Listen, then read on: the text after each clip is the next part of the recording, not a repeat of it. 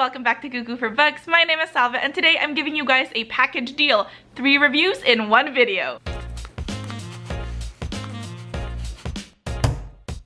Now, for those content creators on YouTube, booktubers, I think we can all agree that book review videos have like the least amount of views ever. I personally still love doing book reviews. It's how I started and I never ever want to remove it from my channel, even if it gets the lowest amount of views. But I really wanted to look for a way not to get more views, although wouldn't say no to more views. I wanted to think of a way of how can I make this more fun, that more people will want to check it out and they come away from it learning something or finding something that suits them. And so that's why I'm gonna try out this new thing where I do 3 mini reviews in 1 video, and all the books I'll be talking about are all from different genres, just so you'll be able to find something possibly that you'll enjoy reading. I'm hoping to do this maybe like once every quarter. You know me, I love reading quarters. For this here video, I will be reviewing 3 books, and all of them were ARCs that Penguin Random House sent to me. The first of which is Don't Tell a Soul by Kirsten Miller. It is a ghostly mystery. And the second book is Rebel Daughter by Lori Banov Kaufman. It is a historical fiction novel. And the third is The Gilded Ones by Namina Forna, which is a YA fantasy.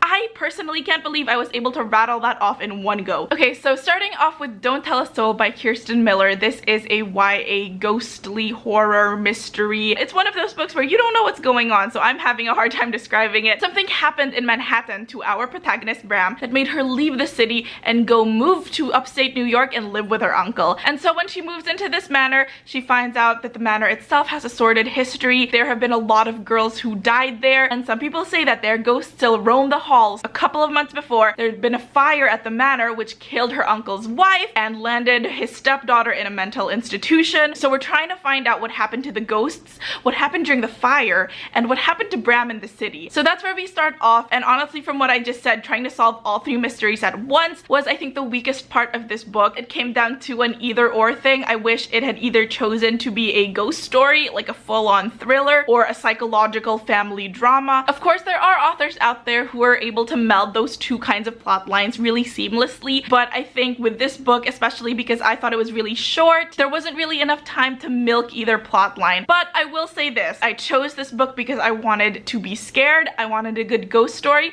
and you know what, I gotta say, on that front, it did deliver. I love how she established the setting they were in. It was a small town where everybody knew each other's business and nobody trusted each other. I did think there were a lot of useless characters or miscellaneous characters that if they had been removed and with a little bit of tweaking and editing, you wouldn't even miss their absence. They weren't really integral to the plot. But honestly, like, I knew going into this that it wasn't going to blow my mind, that it was gonna be my favorite book of the year. I went into it thinking, I want to be scared. I got scared. It did what it set out to do, and it did what I wanted it to do, and that's all I can really ask of it. The second book for this here video is Rebel Daughter by Lori Banov Kaufman. So this is a historical fiction, and it's set in about 65 to 67 AD. Our story revolves around Esther, and Esther is a Jewish teenager who lives in Jerusalem at the time of the Jewish-Roman War. So the story behind the story is that there is a gravestone, a woman's gravestone, easily 2,000 years old in Italy. There's an inscription on it, and it's written by her lover saying, please take care of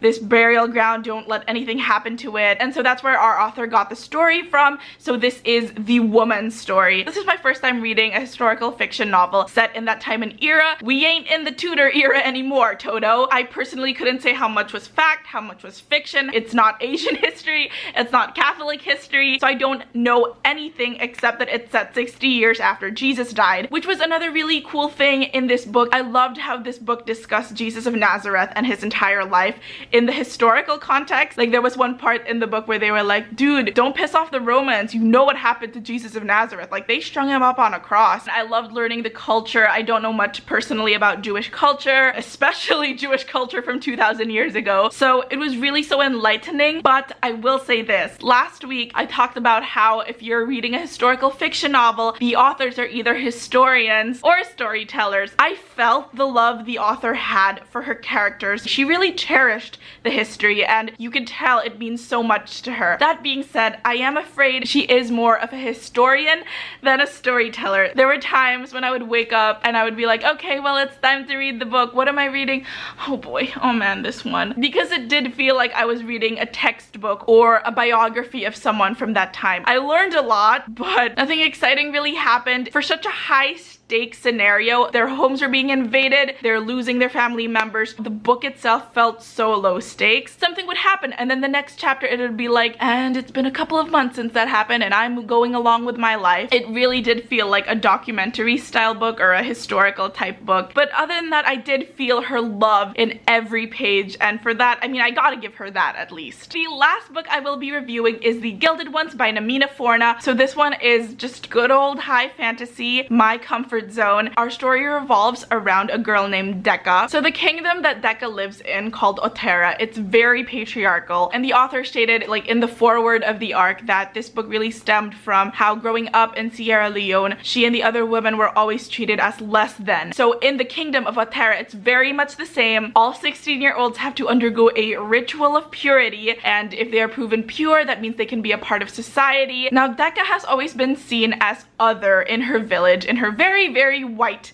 village. She has a black mother and a white dad, and she thinks, okay, I just need to get through this ritual of purity, and then they'll accept me, and then I'll be part of this village. Of course, as these YA books always go, she's not proven pure. Instead of bleeding red blood, she bleeds gold blood. In the kingdom of Otera, in this world that the author has built, this means that these women who bleed gold are impure, they're demons, and they should be subjected to the death mandate. It starts off with a bang, I'll give it that. Eventually, she receives an offer like the emperor of this kingdom is looking to build an army of these demon women. This is the author's debut novel, and the beginning of the book really showed that, for me at least. Does it fall into certain YA tropes? Yes, of course. At the beginning, yeah, sure, it still needed to adjust. It was stretching its legs and limbs, and then once she receives that offer, it just goes bam. I think one of the things I really loved about this book was how female-centric it was. In these types of fantasy books, if a girl gets sent to an army or a girl is asked to be a part of a crime-fighting team, one of two things usually happens, right? It's either A, she gets sent to the army and the army is made up of all men and she's the only girl and she has to prove that she's just as good as all the boys, aka Mulan, or B, there are other girls, but what are they taught? Use seduction, use magic. Like, think about every type of book that has this trope. It usually takes this path or that path. And what I love about this book, she gets sent off to this place called the Warthubera, and every single trainee, every single teacher, everybody who lived in the Warthubera, the training grounds, they were all women. It didn't go through the usual stereotypical, yes, we know you are women, men will underestimate you. They were literally like, here's a sword, here's a shield, get those rock hard abs and go kill for the emperor. Like, I loved it. Another thing I really loved about this book was, oh my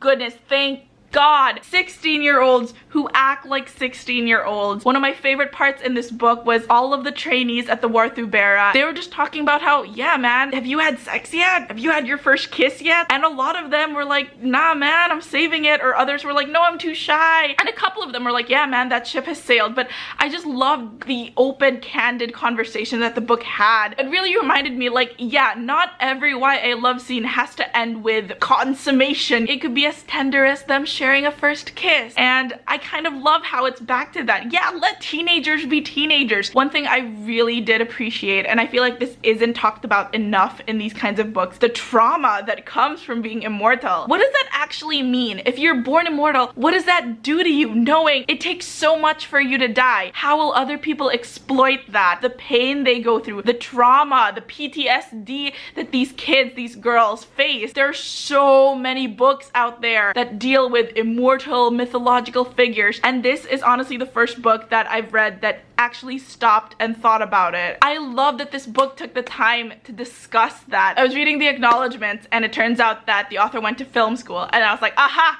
That's why. You could tell that she saw things through a cinematic scope, but I mean, it still worked, it still delivered, it was still epic. It was one of the highlights of this crazy hectic month. After all them Zoom classes and all them homework thingies, I could be like, okay, time to go back to the world of Otera. So that about does it for this new kind of mini review thing I'm trying out. Let me know if you prefer these mini reviews, 3-in-1 in one video, or one video, one full-length review. Which one do you guys prefer? Let me know. You can follow me on my other bookish adventures on Twitter and Instagram. I'm both at cuckooforbooks.